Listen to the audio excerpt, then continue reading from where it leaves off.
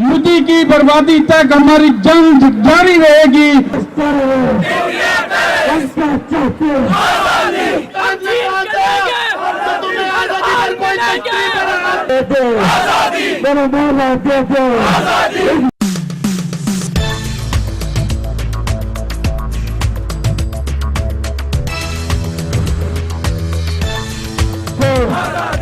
समझाना चाहता हूँ, ये बात बावर कराना चाहता हूँ कि इसके अंदर हम सबको अपना किरदार अदा करना होगा।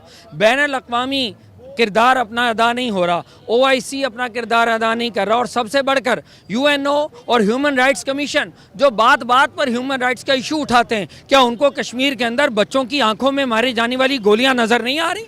UNO और ह्यूमन राइट्स कमीशन और दीगर ऐसे इदारे जो ह्यूमन राइट्स की बात करते हैं, क्या उनको यहाँ पर ह्यूमन नज़र नहीं आ रहे? उनकी अपनी आंखों पर एक जानिबदाराना चश्मा लगा हुआ है। UNO अपना किरदार अदा नहीं कर रहा। बैनुल-अक़वामी ताकतें जिनको किरदार अदा करके यहाँ पर जुल्म को रोकना चाहिए, प्रैक्टिकली किरदार अदा करना चाहिए, और मुबस्सिरीन उनके हर मुल्क में जाते हैं, उनके मुबस्सिरीन को कश्मीर में आने की इजाज़त क्यों नहीं मिलती? वो क्यों अपना किरदार अदा नहीं कर रहे? इस इशू के ऊपर कोई एक मुल्क अपना किरदार अदा करके गुजारा नहीं करेगा जब तक तमाम ममालिक और बाहर के बैनुल-अक़वामी ताकतें इस इशू के ऊपर नहीं तवज्जो करती।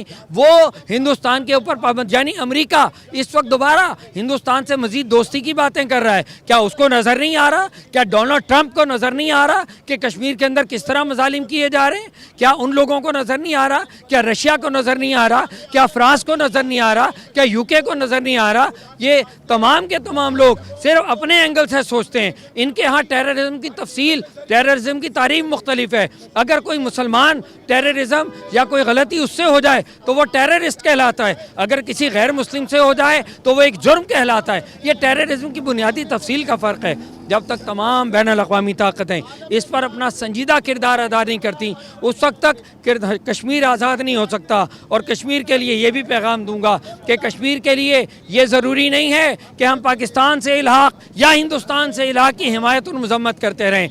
नहीं, इसके लिए ज़रूरी है कि अगर बैनुल-अक़वामी ताकतें और पाकिस्तान की हुकूमत कश्मीर के लिए संजीदा हैं तो उनको कश्मीर के लिए हक़ खुद इरादियत दिलवाना पड़ेगा। जब तक कश्मीर को हक़ खुद इरादियत और इस्तिस्वाब राय का हक़ नहीं मिल जाता, उस वक्त तक कभी कश्मीर आज़ाद नहीं हो सकता। हम क्या चाहते हैं?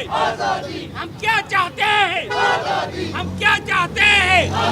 हम लेके रहेंगे।